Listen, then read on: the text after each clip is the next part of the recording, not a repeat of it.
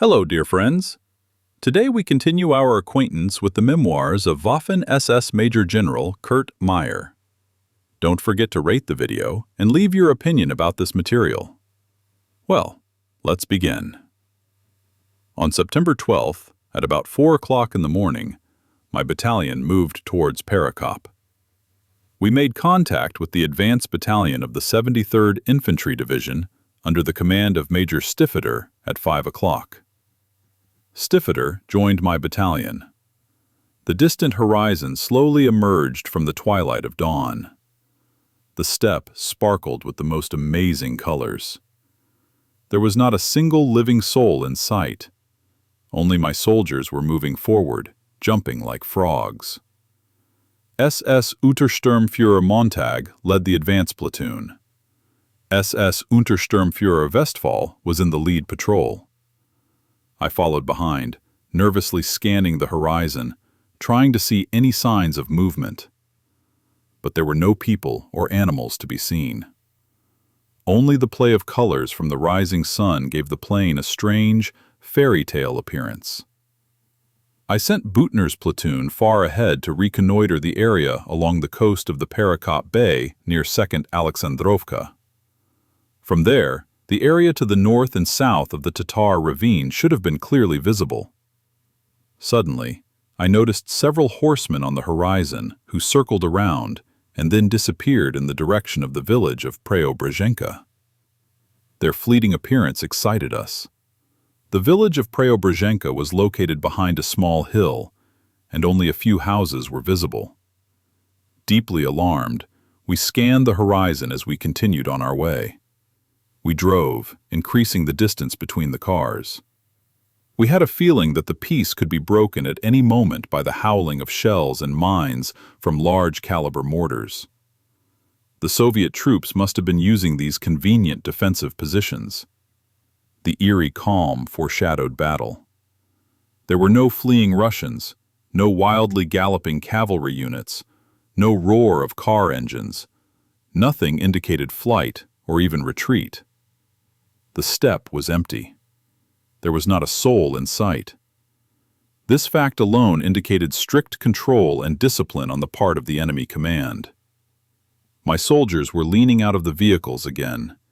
Even the motorcyclists of the lead platoon were sitting sideways on their bikes. I was standing on the running board of a speeding armored car in the center of our battle formation. My watch showed 6 o'clock in the morning as the Westphalian detachment slowly approached the houses of Preobrazhenka. A huge herd of sheep blocked the entrance to the village. It was heading for the steppe. Suddenly, the silence was broken by an explosion, followed by another, then a third. The sheep were thrown into the air. The crazed animals rushed to safety, jumping on top of each other to get out, but they were thrown into the air. Turning aside, the sheep fell into a minefield. The plaintive bleating of the dying animals filled the air. It mingled with the dull sound of exploding anti-tank mines.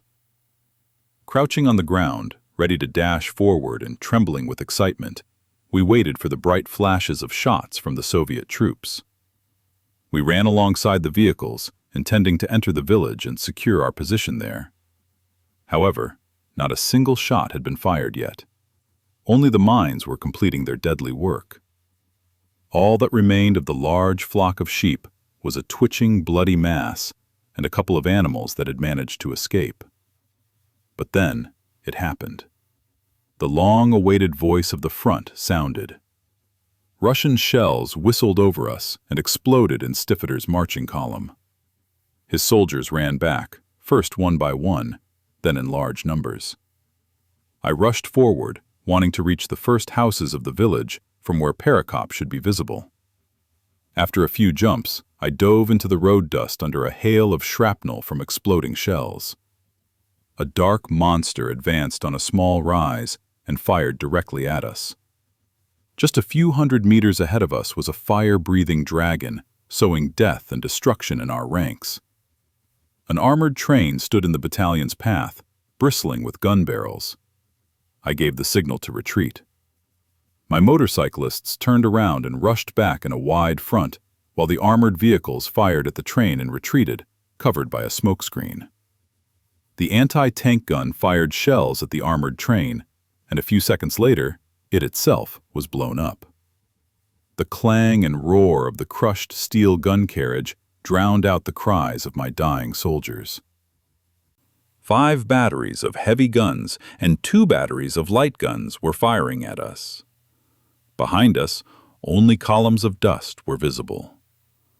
I breathed a sigh of relief. There were no burning tanks or armored vehicles in sight. I crawled forward a few more steps and could make out deeply echeloned field fortifications with a strip of trenches and barbed wire barriers. The armored train puffed away in the direction of Perekop. I could see Russian infantrymen in their trenches only 50 meters away from us, their machine guns rattling, forcing us to lie flat on the ground. We had to get rid of them, or we would be taken prisoner. Now it was our shells' turn, whistling over our heads, forcing the Russians to seek cover, although we ourselves had to press ourselves into every fold of the terrain. Wounded soldiers lay around me. SS Untersturmführer Westphal had his arm torn off. SS Rotenführer Stoll was a few meters away from me, moaning in pain. Only Helmut Belke was uninjured. Stoll's motorcycle with sidecar was still in working order. Its engine was running against the backdrop of machine gun fire. Belke shouted something to Stoll, pointed to the motorcycle, and began to make his way toward Stoll. I bent over SS Untersturmführer Rerl. All efforts were in vain. Shrapnel had torn his back apart. As he gasped for air, I could see his lungs heaving. The roar of the engine heralded Stoll's rescue. Belke took the wounded soldiers to safety, ignoring the Russian fire. He made 3 trips, risking his life for his comrades. 3 times he returned with a load of moaning wounded. Another of our comrades was still lying in the grass of the steppe. Like us, he was in the dead zone behind a small rise. Soldier G was a reservist, married, and the happy father of 2 young sons. He crawled into a shallow depression, his shock of blonde hair spattered with blood. With a groan, he uttered the words, "Get out of here. It's useless. I'm done for." I tried to calm him down, but in vain. Several motorcycles roared up behind the remnants of the advance group. I couldn't take my eyes off G, his hand clenching the handle of his pistol. He slowly raised his weapon, pulled the trigger, jerked his whole body, and fell silent.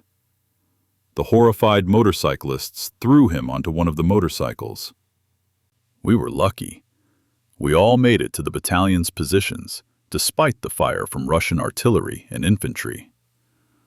With a tremor in my voice, I told Dr. Gattering what had happened to our comrade in arms, G, and only then did I learn that he had suffered and shot himself, having lost his manhood in the battle, torn off by a shell fragment.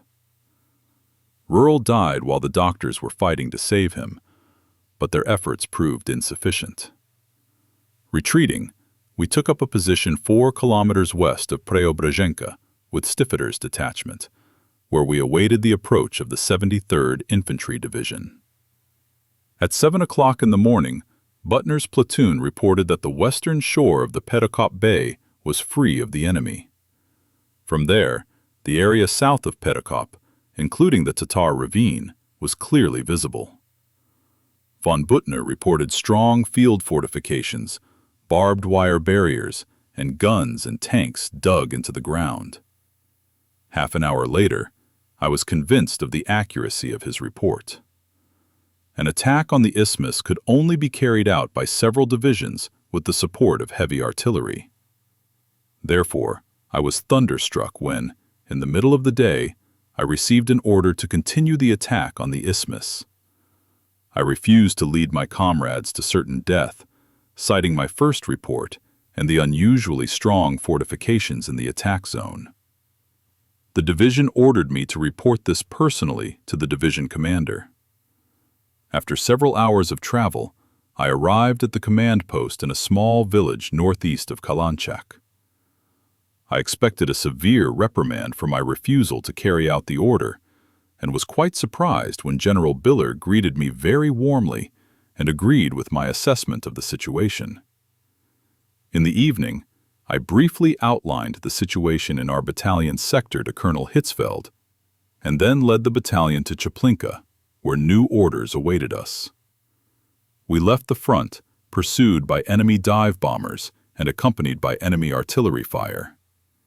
In Chaplinka, I received orders from Zepp Dietrich to advance eastward to the central part of the Chongar Peninsula near Salkov and, if possible, take it by surprise. Meanwhile, it was already 4 o'clock in the afternoon, and we had to carry out the operation in the approaching night. When I arrived at the battalion, my young soldiers were already seated in their vehicles, and 5 minutes later, we set off eastward, north of Sivash, deep into the dimly glimmering steppe. At 6 o'clock in the evening, we passed Vladimirovka, where we came under fire from the Crimean Peninsula's Rhinos, 122mm artillery batteries attempting to stop our advance. We continued eastward without losses. I wanted to cover as much distance as possible while it was still light and darkness had not yet fallen. We spent the night in the village of Gromovka without coming into contact with the enemy. At 4 o'clock in the morning on September 15th, the 2nd Company of the 1st SS Reconnaissance Battalion was ready to move in the vanguard. Steam rose from the hot coffee in my soldiers' hands, while I, together with SS Obersturmführer Speth, weighed up the situation and evaluated the latest intelligence and prisoner statements. Air and ground reconnaissance reported well-equipped field fortifications stretching in a semicircle around a railway junction called Salkov. Breaking through the fortifications seemed impossible. We had neither the necessary forces nor the appropriate weapons at our disposal. In addition, aerial photographs taken by reconnaissance aircraft showed guns on reinforced concrete firing positions south of Salkov, which dominated the narrow isthmus. Thick fog settled over the steppe, and visibility was less than 20 meters. The latter factor gave me the idea of using the fog to appear right under the nose of the enemy battery and break through to the defense line at Salkov. I was sure that the fortifications closest to the shore were weaker, and that no one would think that a motorcycle unit could be crazy enough to storm a system of defensive fortifications 200 or 300 meters in front of artillery batteries. The fog would last at least another hour. During this time, it was necessary to capture the junction at all costs. That's all for today. If you liked the video, please support it with a like and subscribe to the channel. See you all soon!